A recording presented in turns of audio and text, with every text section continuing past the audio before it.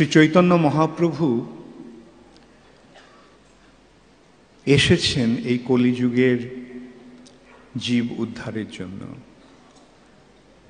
এই কলিযুগ সবচাইতে অধঃপতিত যুগ, কিন্তু এই সবচাইতে অধঃপতিত যুগে শ্রী চৈতন্য মহাপ্রভু সবচাইতে শ্রেষ্ঠ সম্পদ, কেবল এই জগতের নয়, চির জগতের শ্রেষ্ঠ সম্পদ শ্রী চৈতন্য মহাপ্রভু দান করতে এসেছেন।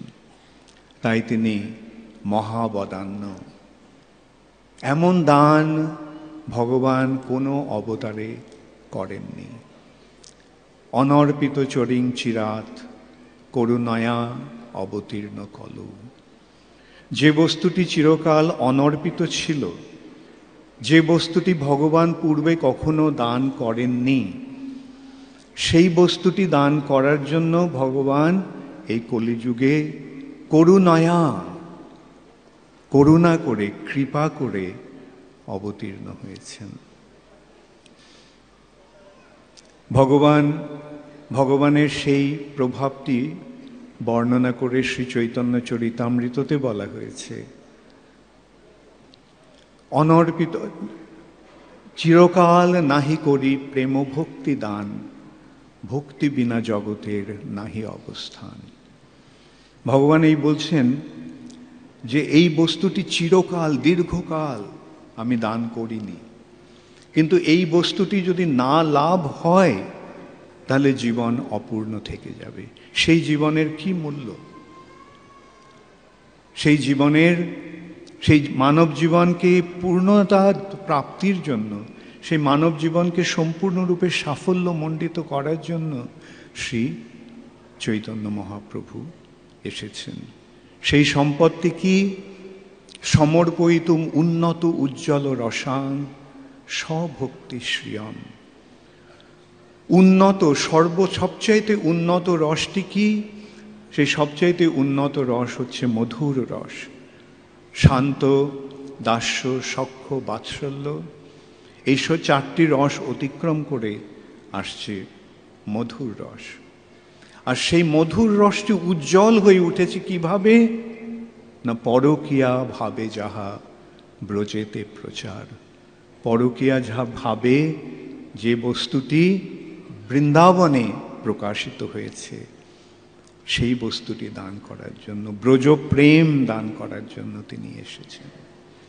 সবচাইতে অধঃপতিত জীবদের সর্বশ্রেষ্ঠ সম্পদ দান করার জন্য ভগবান এসেছেন।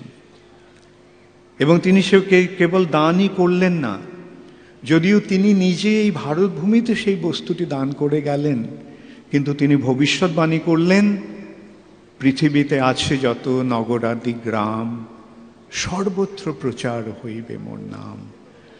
পৃথিবীর প্রতিটি নগরে, পৃথিবীর প্রতিটি গ্রামে এই বস্তুটি দান করা হবে, এই বস্তুটির প্রচার হবে, প্রসার হবে। ভগবানের বাণী কখনো ব্যর্থ হতে পারে না, যদিও এটি একটি অসম্ভব ভবিষ্যৎবাণী। পৃথিবীর প্রতিটি নগরে, গ্রামে এই বস্তুটির অর্থাৎ ব্রজ প্রেম সর্বত্র প্রচারিত হবে। কেবল কৃষ্ণ ভক্তি নয়, কৃষ্ণ ভক্তির সর্বশ্রেষ্ঠ স্তর যে বৃন্দাবনের ব্রজ প্রেম, গোপী ভাবে, গোপীদের কৃষ্ণের প্রতি ব্রজ গোপিকাদের যে ভাব, সেই বস্তুটি দান করতে আজ সারা পৃথিবী জুড়ে তার প্রচার হবে। এবং তার সেই ভবিষ্যৎবাণী সফল করার জন্যই তিনি শিল প্রভুপাদকে পাঠিয়েছেন। তার আবির্ভাবের পূর্বে আরও দুজন মহাপুরুষের আবির্ভাব হয়েছিল। তারা হচ্ছেন শিল প্রভুপাদের গুরুদেব শিল ভক্তি সিদ্ধান্ত সরস্বতী ঠাকুর এবং তার পিতৃদেব শিল ভক্তি বিনোদ ঠাকুর। যে কৃষ্ণ ভক্তি পৃথিবী থেকে হারিয়ে গিয়েছিল প্রায় বলা যায়, চৈতন্য মহাপ্রভুর শিক্ষা যেটা প্রায় লুপ্ত হয়ে গিয়েছিল অপসম্প্রদায়ের অপপ্রচারের প্রভাবে, সেই বস্তুটির পুনরুদ্ধার করলেন ভক্তি বিনোদ ঠাকুর।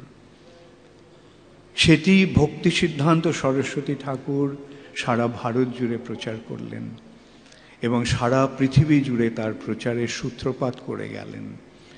এবং তার সেই ভবিষ্যৎ, মহাপ্রভু সেই ভবিষ্যৎবাণী সফল করার জন্য অবশেষে এলেন শিল অভয় চরণারবিন্দ ভক্তি বেদান্ত স্বামী প্রভুপাদ।